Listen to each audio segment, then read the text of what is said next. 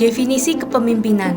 Kepemimpinan dapat diartikan sebagai suatu proses yang dilakukan oleh para pemimpin, yaitu di mana para pemimpin menggunakan otoritasnya untuk memperjelas tujuan serta visi misi organisasi bagi para pegawai yang dipimpinnya, memberikan motivasi kepada mereka untuk mencapai tujuan yang diharapkan, dan juga menciptakan suatu budaya produktif dalam tata kelola organisasi.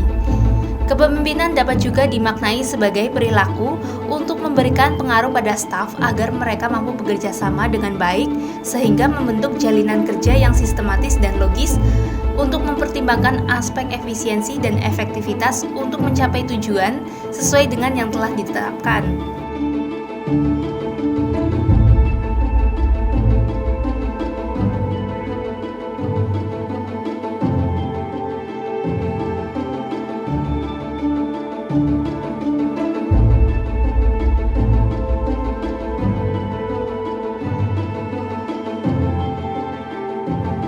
Dalam konteks yang lain, kepemimpinan dapat diartikan sebagai suatu aktivitas untuk memberikan pengaruh perilaku kepada orang lain agar mau melakukan aktivitas yang diarahkan oleh seorang pemimpin.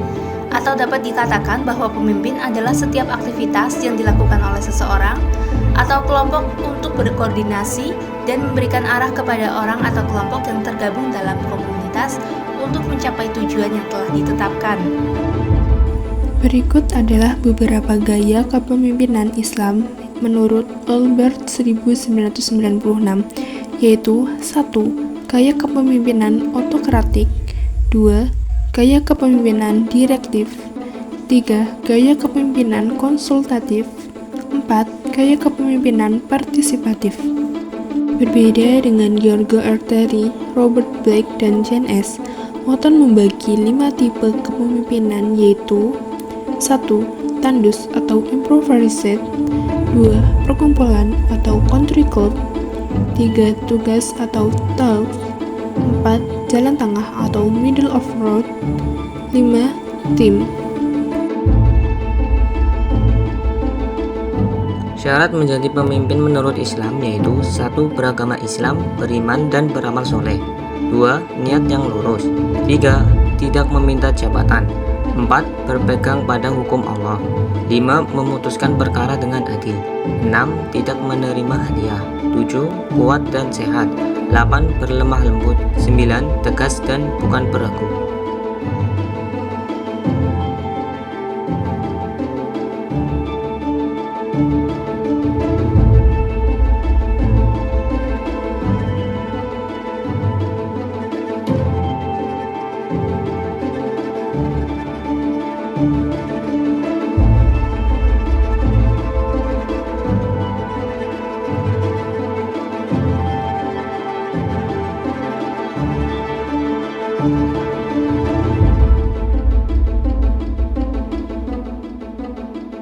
Oh, itu atas nama siapa?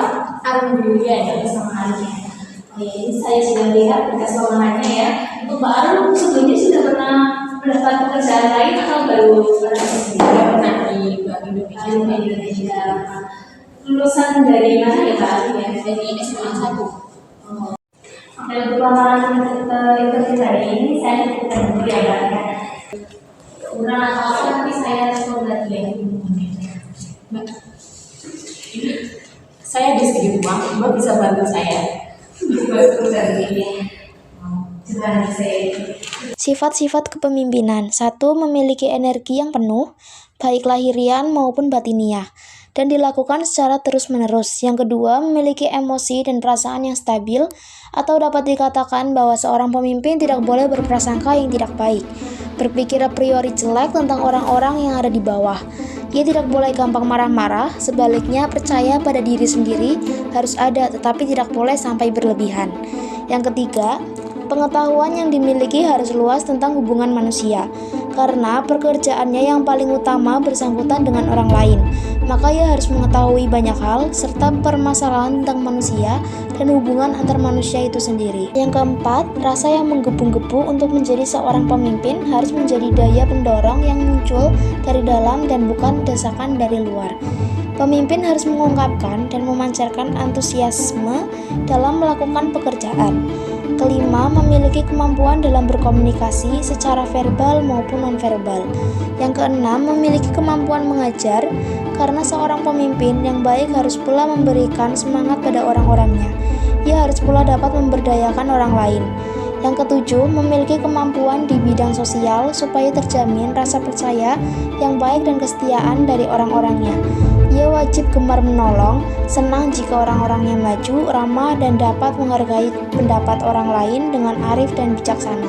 Kedelapan, memiliki kemampuan teknis untuk merencanakan, menyusun organisasinya, pendelegasian kekuasaan, mengambil keputusan, mengawasi, meneliti, dan lain sebagainya. Selain itu ada pula sifat-sifat kepemimpinan menurut Ki Hajar Dewantara, antara lain 1. Ingarso Sungtulodo ing Madya Mangunkarso Tuturi Handayani. Berikut tugas pokok dari kepemimpinan. Yang pertama, menyatu padukan orang-orang yang berbeda-beda motivasinya dengan motivasi yang sama. Kedua, mengusahakan suatu kelompok dinamis secara sadar. Ketiga, menciptakan suatu lingkungan di mana terdapat integrasi antara individu dan kelompok dengan organisasinya. Keempat, memberikan inspirasi dan mendorong anggota-anggotanya bekerja seefektif mungkin.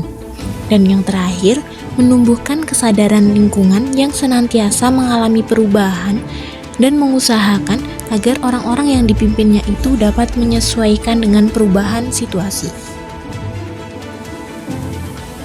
Saya sebagai pimpinan berharap untuk kejadian ini tidak terulang lagi, karena perusahaan kita adalah perusahaan yang jujur, amanah, dan tidak boleh ada kecurangan dalam hal apapun. Ya baik Pak, saya juga minta maaf kalau apabila kemarin terjadi itu, dan saya tidak akan mengulang lagi, dan untuk rekan-rekan juga sudah dievaluasi agar tidak terjadi hal-hal tersebut lagi. Baik, itu saya terima. Jadi untuk lain kali tidak boleh berulang. Makasih ya Pak, mohon maaf ya Pak. Ya.